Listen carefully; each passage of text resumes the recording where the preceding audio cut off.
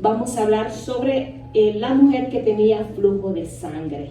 Amén. Vamos a abrir nuestra Biblia en el libro de Marcos, capítulo 5, versículos del 25 al 34. Prácticamente lo mismo que vieron en el video, pero ahora lo vamos a ver en la escritura.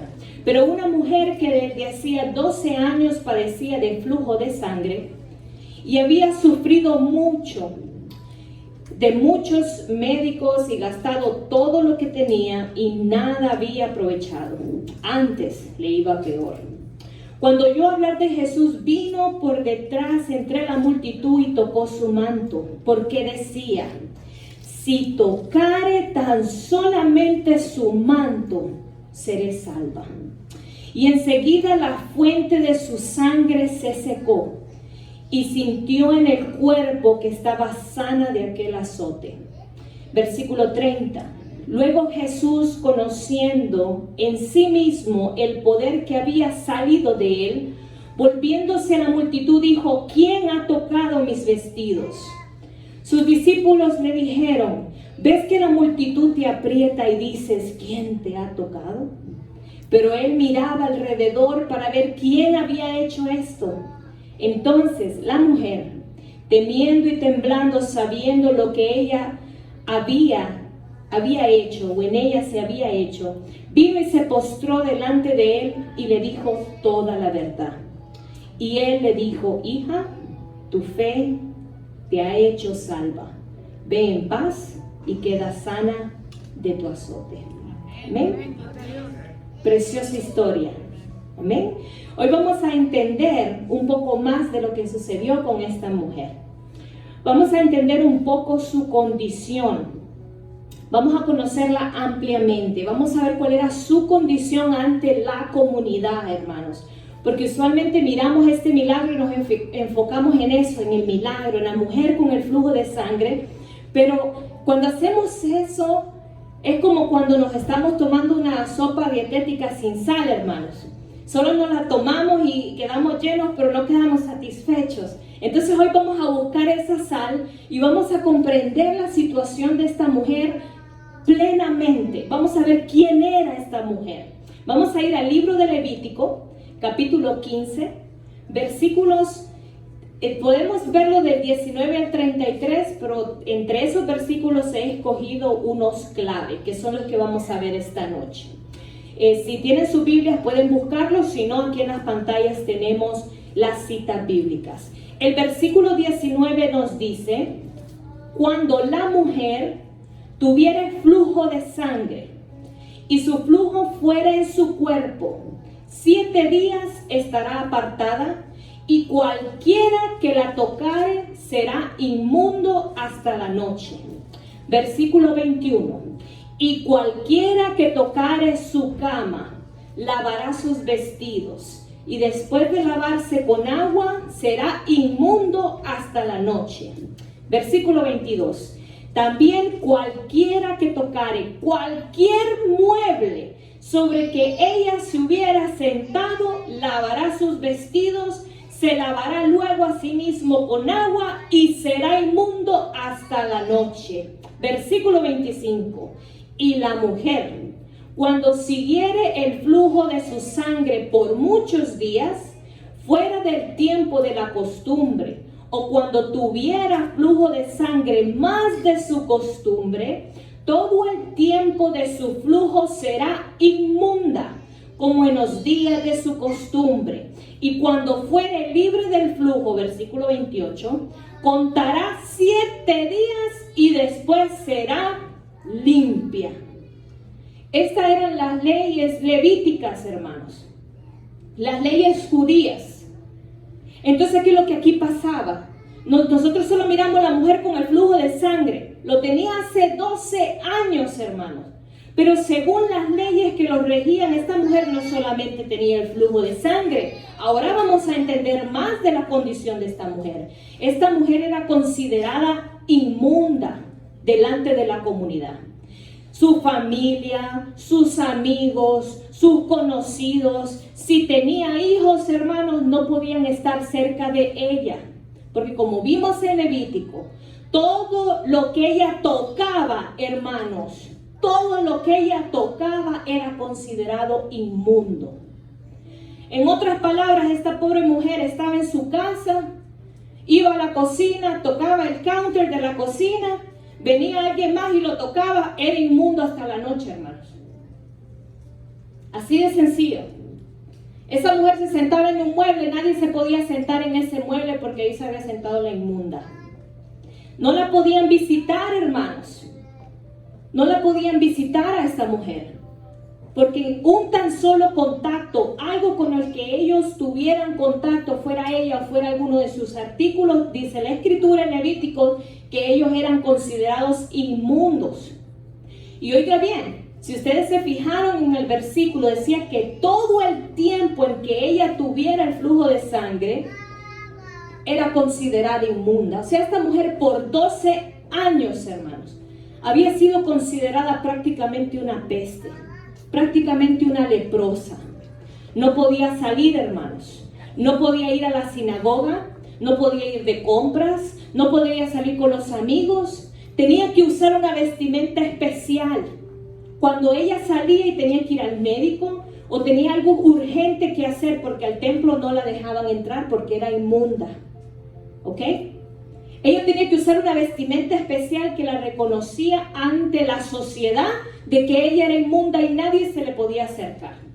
Ella no podía ir por las calles principales, tenía que ir por las afueras del pueblo, hermano, y una caminata que tal vez era de media hora, para ella era de 3 horas.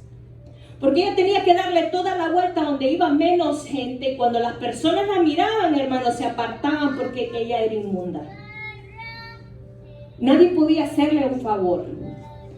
Esta mujer se sentía débil, estaba enferma, no podía trabajar, nadie la ayudaba porque temían ser inmundos. Así que podemos ver en ella de que prácticamente estaba muerta en viva. Era una mujer que no solamente sufría por su enfermedad, sino que también sufría por el desprecio de las personas, el desprecio personal de sentirse inmunda. Y todos los días decir, Señor, ¿por qué? ¿Por qué a mí? 12 años, hermanos. La palabra, con lo que nos declara el Levítico, nos da a conocer más de esta mujer. Una mujer que vivió apartada, prácticamente sola en su casa, deprimida. Solo imagínese usted, hermano. Si a veces aquí nos salimos por una semana y ya estamos que nos morimos, hermanos, ya se imagina 12 años. Ya se imagina usted 12 años. Pero todo esto que ahora hemos aprendido de la mujer del flujo de sangre, nos trae más preguntas que respuestas. Porque ahora si nos ponemos a pensar, ¿qué orilló a esta mujer para que, sabiendo su condición, lo serio de su condición, lo que le pasaba a los demás si estaban en contacto con ella, qué orilló a esta mujer a tomar una decisión, podría decirle usted, tan valiente o tan loca, de irse a donde estaba una multitud de personas, donde la mayoría eran hombres, para querer ir a tocar algo específico? Porque ella lo dijo en la palabra: si tan solo tocara el manto del maestro. Su visión estaba en el manto de Jesús. Entonces, ¿qué la orilló a tomar esa decisión tan desenfrenada? Porque si a ella la miraban, que iba por las áreas públicas donde estaban todas las personas, que podía hacerlos inmundos a todos los que estaban ahí, la podían agarrar a piedradas, hermanos, y matarla. Tenían ese derecho por violar la ley. Para que esta mujer haya tomado esa decisión, ¿qué la impulsó a querer tocar al maestro? Porque si lo tocaba, lo iba a hacer impuro ante los ojos de todos los demás. ¿Qué la llevó a hacer esto? ¿Por qué? ¿Por qué su mirada estaba en el manto del maestro? ¿Por qué su fe estaba fijada en el manto del maestro? Hay otro dato muy interesante. que el Señor le dijo a ella: hija, tu fe te ha salvado. ¿Se lo dijo por su valentía? ¿Se lo habrá dicho por su acto de locura, de aún sabiendo la condición que ella tenía, ir y no importar contaminar a todos? Porque dice que ella fue en medio de la multitud, hermanos. O sea que lo que tocaba a Jesús en el video se ve diferente que esta parte, pero la escritura dice que ella, yendo en medio de la multitud, ya había hecho impuros a un montón, hermanos. Si ese no hubiera sido el Mesías, esa pobre mujer ni siquiera hubiera aparecido en la Biblia, porque le hubieran dado, como dicen en mi bella Honduras, chicharrón, hermanos. Así que Jesús, ¿por qué se lo dijo? ¿Por su valentía? ¿O hay algo más que el Señor vio en la fe de esta mujer? Para entender y para encontrar las respuestas a todas estas preguntas, vamos a retroceder y a explicar un poco sobre la tradición judía, y vamos a hablar sobre ese punto fijo que esta mujer tenía, y era el manto de Jesús. Ustedes saben que Jesús era un maestro, era un rabí judío. Muchos a veces lo miramos nada más como el hijo del carpintero, como el hijo de Dios, pero él también era un maestro. Dice la palabra que Jesús no vino a abolir la ley, sino que vino a cumplir la ley y las profecías. Él caminaba, hermanos, en el cumplimiento de la ley, el cumplimiento pleno de la ley y los profetas, porque todas las profecías se estaban cumpliendo en Jesús. Como maestro, Jesús tenía que portar un cierto distintivo que indicaba, según la tradición judía, por mandato de Dios, de que él era un maestro, de que él era un hombre dedicado a la obra de Dios. Y vamos a ver cuál era este distintivo. Vamos a ir al libro de Números, al capítulo 15, versículo 38 al 40. Y dice la escritura: habla a los hijos de Israel y diles que se hagan franjas en los bordes de sus vestidos por sus generaciones, y pongan en cada franja de los bordes un color azul, y os servirá de franja, para que cuando lo veáis os acordéis de todos los mandamientos de Jehová, para ponerlos por obra, y no miréis en pos de vuestro corazón y de vuestros ojos, en pos de los cuales os prostituyáis, para que os acordéis y hagáis todos mis mandamientos y seáis santos a vuestro Dios. Aquí en las pantallas les muestro un ejemplo un poco moderno de lo que es ahora lo que se le llama el manto de oración o el prayer hem de los judíos. Ellos siempre lo usan para orar. Lo que el Señor les está hablando, o le habló a Moisés en Números, si ustedes se fijan, ese manto abajo en sus orillas, en las 4 esquinas, lleva unas franjas más largas en sus 4 esquinas por mandato de Dios. Jesús, como maestro, como rabí de los judíos, él tenía que mostrar un distintivo que había sido mandato de Dios a Moisés y tenía que ir por las generaciones. No solamente Jesús, todos los que iban el día que iban al templo, los que hacían oración, los que estaban en ayuno, los que eran los fariseos, ellos siempre portaban este distintivo sobre ellos, no importando si eran sacerdotes o no.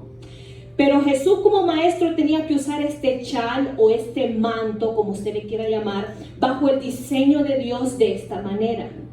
También porque él, donde fuera, todo el mundo lo reconocía que él era un maestro, que él era un rabí. Ahora vamos a entender más de este diseño, porque aquí lo estamos viendo culminado, pero vamos a entender cuál fue la ordenanza específica de Dios y por qué tenía que ir así. Vamos a ver el diseño del manto. Vamos a verlo en el siguiente slide. Traté de ponérselo más específico. Como ven en el dibujo, a su mano derecha está el manto extendido. Y lo que el Señor mandó hacer son las franjas, que son las 4 orillas que les mencioné anteriormente.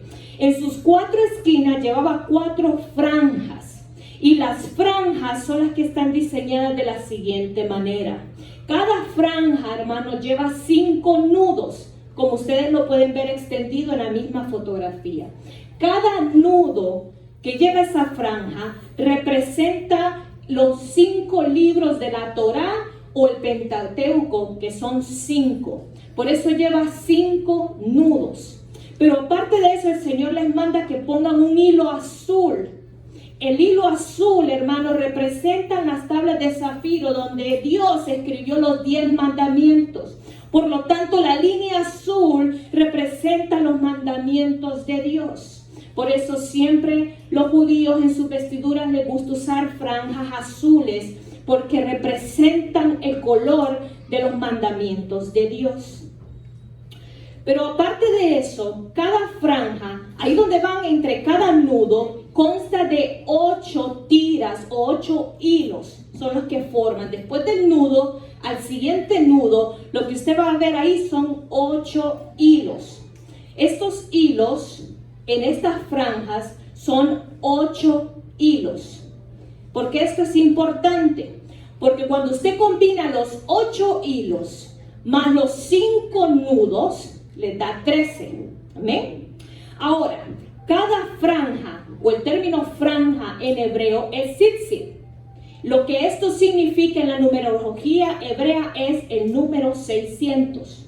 Cuando nosotros unimos el 600 más los 13 que teníamos anteriormente, nos da sorprendentemente y exactamente el número 613. ¿Por qué tiene que tener importancia, hermanos? Porque fueron exactamente 613 leyes que Dios le dio a Moisés. O sea que en los 5 libros del Pentateuco, usted lo que va a encontrar son 613 leyes. Ahora, con todo esto, hermanos, lo que les quiero decir que no nada más era un chal de oración, no solamente porque a Dios se les ocurrió vestirlos de una manera diferente. Ellos portaban este chal o este manto representando que caminaban bajo la ley de Jehová. Eso es lo que representaba. Que donde ellos caminaban, ellos portaban la ley de Jehová sobre ellos. Eso es lo que representaba el manto de Jesús. Fíjense que hay algo muy interesante. Las primeras películas que sacaban sobre la vida de Jesús siempre lo representaban a él con un tipo de chal distintivo donde podíamos ver las franjas que estamos hablando. A su mano izquierda ustedes ven una foto. Esa fotografía, hermano, es una fotografía judía de Jesús. Si usted ve, está portando el manto. Pero cuando usted va a ver las siguientes imágenes o va a ver todas las imágenes que muestran de Jesucristo, a veces lo muestran con una franja roja, con una franja blanca, pero no lo muestran con este chal. ¿Por qué? Porque son diseñadas en un modo greco-romano. Si ustedes se fijan en las vestimentas modernas de Jesús, lo van a ver muy comparado a cómo se vestían en Grecia o cómo se vestían los romanos, con toda la tira larga así de lado, pero no lo muestran con su figura, con su vestimenta judía tradicional. Y esa es una gran diferencia para que nosotros podamos comprender cómo Jesús realmente se vestía en ese tiempo. Por eso este dibujo que les conseguí es judío. Y por eso lo podemos ver a él con una vestimenta diferente de lo que normalmente a veces nosotros le apreciamos. Pero ¿por qué todo esto es importante? ¿Y qué tiene que ver todo esto con la mujer? Amén. Vamos a volver al punto de la mujer del flujo de sangre. Ahora vamos a entender más muchas cosas. Ella siendo judía, hermanos, ella creció escuchando las enseñanzas. Ella creció yendo a la sinagoga. Ella creció estudiando las leyes, o por lo menos le permitían escucharlas, porque ellos se las tenían que memorizar. Ellos no tenían una Biblia, o como nosotros que hasta tenemos 10 Biblias en la casa y ahora en el celular tenemos más de 20. Ellos tenían que ir a la sinagoga para poder escuchar, porque solo había una Biblia por ciudad, solamente una. Y ellos se tenían que memorizar la palabra. Esta mujer en sus años de crecimiento, ella escuchaba la palabra, y mientras ella estuvo en su enfermedad, hubo una promesa que impactó la vida de esta mujer. Hubo una palabra que que ella siempre la tenía presente y tal vez la meditaba de día y de noche. Yo no sé, hermanos. Pero hubo algo en esa palabra que hizo crecer la fe de esta mujer en todos esos años. Porque por 12 años ella ya no pudo asistir a las reuniones generales. Ella ya no pudo asistir a la iglesia, hermanos. Ella ya no pudo ir a las casas a estudios bíblicos como todos nosotros tenemos la oportunidad de ir. Había, hermanos, en la palabra que esta mujer escuchaba, que ella tenía en su corazón, había una profecía mesiánica. ¿Cuáles son las profecías mesiánicas? Son las profecías que hablan del Mesías, que hablan precisamente de Jesús. Y esta profecía, hermanos, la vamos a ver en el libro de Malaquías, que muchas veces pasa desapercibida. Pero dice Malaquías 4:2. Mas a vosotros, los que teméis mi nombre, nacerá el sol de justicia, y en sus alas traerá salvación, y saldréis y saltaréis como becerros de la manada. Otras versiones dicen, en sus alas traerá salud. Ahora, esta profecía mesiánica es de suma importancia, hermanos, porque el hebreo para alas, que dice que en sus alas traerá salvación, es la palabra tzitzi. Es la misma palabra que representa las franjas que Dios le ordenó a Moisés hacer en las esquinas de los mantos de sus servidores. Tzitzi significa franjas o significa alas. Esta mujer, hermanos, conocía la escritura. Ella escuchó que Jesús, el Mesías, andaba caminando por la ciudad. En ese momento esta mujer se acordó de una profecía en el libro de Malaquías que tal vez escuchó desde su niñez, y a través de su enfermedad ella se acordó y dice la palabra que aquellos que temen a su nombre, les nacerá el sol de justicia. Está hablando de Jesús. Y traerá en sus alas salvación. Hermanos, la mujer llevaba en su mente tocar el manto de Jesús. Porque yo le voy a decir algo, hermanos. Si ella iba detrás, ella bien pudo tirarse y abrazarlo. Ella bien pudo tirarse y agarrarle la mano. Ella bien pudo haberlo llamado. Ella pudo haber hecho otras cosas, pero su mirada, la mirada de esta mujer era si tan solo tocare su manto. Eso es lo que dice la escritura. Cuando lo vemos, dice la palabra en lo que ya leímos anteriormente, solo para recordarles. Ella dijo, si tocare tan solamente su manto, seré salva. Esta mujer tenía una seguridad, no es voy a ver qué pasa, no. Ya la mira de esta mujer ahí en ese versículo, dice en el versículo 28, solamente si tocara su manto seré salva. Tenemos que entender que esta mujer iba con una convicción, ya esta mujer iba con algo en su mente, ella ya iba con un plan, hermanos. Porque esta mujer se acordaba de la profecía en Malaquías, que decía que el sol de justicia traería en sus alas, en sus tzitzi, en sus franjas, llevaría salvación, hermanos. Llevaría salvación. Y dice Malaquías, y saldréis y saltaréis como becerros en la manada. Cuando esta mujer se recordó de la palabra con la que ella había crecido y escuchó los rumores que ahí venía Jesús, y que Jesús era el Mesías, esta mujer se recordó de la palabra en Malaquías y dijo, no, yo aunque me maten, ya no pierdo nada. Llevo 12 años muerta en vida, nadie me visita, no puedo visitar a nadie, esto no se me quita, soy inmunda. Todo lo que toco es inmundo. Pero la palabra en Malaquías me dice que el sol de justicia saldrá sobre aquellos que aman al Señor y que en sus alas llevará salvación. Esta mujer salió de su casa, hermanos, con la misión de yo tengo que tocar ese manto, yo tengo que tocar esas alas, yo tengo que tocar esa tzitzi, porque ahí yo seré salva, yo seré sana de mi azote. Y esta mujer no le importó si la fueran a matar. Esta mujer no le importó cuántos más se fueron a hacer impuros. Ella tenía la convicción que ella iba a ser sana. Yo quiero que usted me entienda eso esta noche. Esa mujer ya iba identificada.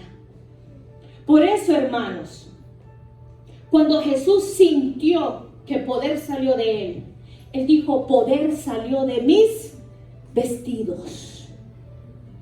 No dijo, poder salió de mí. Si se recuerdan lo que leímos en la escritura y lo que vieron en el video, él dice claramente, sentí poder salir de mis vestidos. Eso es lo que dice la escritura. ¿Por qué? Porque Jesús es el cumplimiento de la palabra. Jesús sabía que lo que ahí se estaba causando era la conclusión o era la manifestación de una profecía mesiánica acerca de él. Y por eso él se dio vuelta y dijo, ¿quién ha tocado mis vestidos? Porque poder salió de mí, de mis vestidos salió poder. ¿Quién me tocó? Y los discípulos le decían, pero maestro, si aquí todos te están apapachando, todos están aquí encima tuyo, ¿y por qué preguntas eso? Porque Jesús sabía que en ese momento se había cumplido una profecía mesiánica acerca de él. Y por eso Jesús buscó a su alrededor. Él sabía que era la mujer, pero la mujer estaba escondida y Jesús estaba viendo. ¿A qué hora sale, mujer? Y cuando esta mujer dice que se sintió, ella tenía miedo, ella pensó que ahí la iban a matar. Pero esta mujer cuando vio que Jesús la estaba buscando, ella dice la palabra, que ella le confesó al maestro y le dijo todo.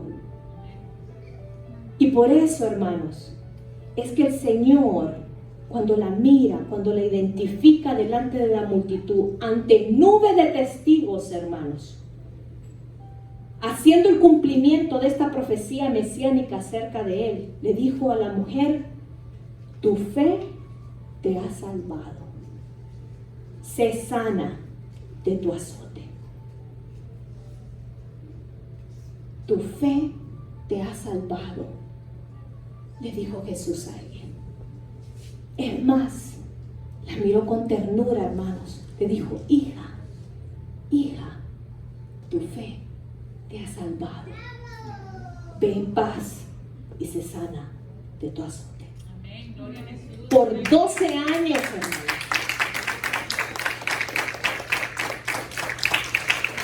Por 12 años, esta mujer en agonía, en sufrimiento, sí, dolor, desesperación, frustración, soledad, trauma, desprecio. Pero ¿sabe qué? Por 12 años esta mujer se mantuvo fiel a la palabra de Dios. Por 12 años esta mujer esperó en la promesa de Dios en su palabra. Por 12 años esta mujer ahí sola dijo, Señor, un día nacerá el sol de justicia. Un día tú traerás salvación a mi vida. Tu palabra es verdad y tú amas a tus hijos. Tu palabra, Señor, un día se hará realidad en mi vida. Y ya sin esperanzas, yo me imagino la cara de esta mujer cuando le dijeron, ahí viene el Mesías. Para que ella haya decidido no importarle nada y salir y ir como becerro en medio de la manada a tocar la tzitzi del maestro, a tocar el manto del maestro. Hermanos, nosotros tenemos que ser como esta mujer, no poner nuestra mirada únicamente en el milagro. Muchas veces nuestra fe está solamente basada en el cumplimiento del milagro. Señor, yo tengo fe que me darás esta casa. Señor, yo tengo fe que me darás este trabajo. Señor, yo tengo fe que me ayudarás en mi economía. Señor, yo tengo fe que tú me sanarás de una enfermedad. A veces nuestra fe está puesta en la situación y en la circunstancia. Pero para que nuestra fe crezca, hermano, para que usted y yo avancemos a otro nivel espiritual, tenemos que comprender lo que comprendió esta mujer del flujo de sangre. Tenemos que poner nuestra fe en la palabra de Dios. Tenemos que comenzar a poner nuestra fe en las promesas de la Biblia. Tenemos que empezar a depositar nuestra fe en creerle a Dios. No creer en Dios, creerle a Dios. Que si el Señor dice que somos sus hijos, que somos la niña de sus ojos, depositar nuestra fe en creer, en llevar la antorcha, la bandera y decir: yo soy un hijo y yo soy una hija de Dios. Que no importando las circunstancias, las calamidades de la vida, los problemas, mi fe no va a estar fijada en cuando tú sanarás el problema o me sacarás de la situación. Mi fe estará plantada en la roca fuerte que es Cristo Jesús. Y tu palabra dice que en medio de la tribulación, en medio del problema, tú me harás salir victorioso. Mi fe va a ser depositada en tu palabra. Me saques o no me saques del problema, eso no es lo importante. Mi fe está en que tú irás conmigo a donde quiera que yo vaya. Mi fe estará en que tú estás conmigo en medio de la tribulación, en medio del problema. Mi fe está puesta en que tú eres mi Padre todopoderoso, el creador del cielo y de la tierra y de todo cuanto existe. Así que me des o me quites, sea el nombre de Jehová bendito. Sea el nombre de Jehová glorificado. Esto fue lo que realmente le dio la salvación a esta mujer de flujo de sangre. Nosotros solo miramos el flujo de sangre, solo miramos el milagro que el Señor la sanó. Pero cuando conocemos a esta mujer, cuando comprendemos su situación, miramos que su fe no estaba simplemente en el milagro. Su fe siempre estuvo plantada en la promesa en Malaquías de que el sol de justicia vendría y traería salvación en sus alas, en sus sitsi, en sus franjas, y que con solo tocarla ella iba a ser salva. Ella iba a ser sana de su azote. Hermanos, tenemos que empezar a poner nuestra fe en el lugar correcto. Tenemos que empezar a poner nuestra fe en las promesas de Dios. Hermanos, si Dios te dice que Él te va a restaurar, es porque Él te va a restaurar. Si Dios te dice que en Él hay sanidad, es porque en Él hay sanidad. Tal vez tú quieres la sanidad física, pero Él busca tu sanidad interior, mi sanidad interior. Tal vez tú buscas estar bien en este mundo, que hoy estás y mañana no estás. Pero Él lo que quiere es tener tu morada preparada cuando tú llegues al reino de los cielos. Lo que Él quiere es que tú estés bien, no por 30, 40 o 20 años aquí en la tierra. No, hermanos. Estás poniendo muy bajo el nombre de Jehová de los ejércitos. Es lo que buscas, es que tú tengas una eternidad con Él, hermanos. Que cuando tú cierres los ojos aquí, tú lo sabes delante del trono de gloria. Y que Él diga: tú eres mi hijo y mi hija amado en quien yo tengo complacencia. Pasa y ven al gozo de tu Señor, donde no habrá más dolor, ni muerte, ni sufrimiento, ni vejez. Y estaremos en el banquete del Cordero. Y dirá: ahí está tu silla con tu nombre. Y aquí tengo tu corona esperándote.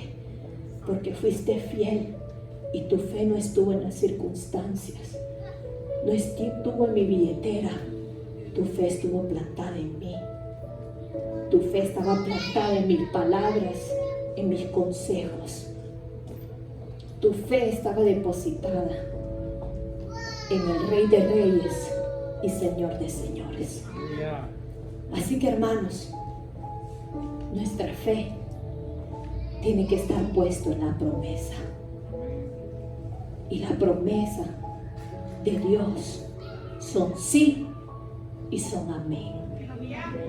Sus bendiciones son para siempre, porque en Él no hay sombra de variación. Él es el que era, el que es y el que será. Él es tu Dios todopoderoso. Él es el Rey. Él es el sol de justicia. Él es el sol de justicia que trae salvación en sus alas.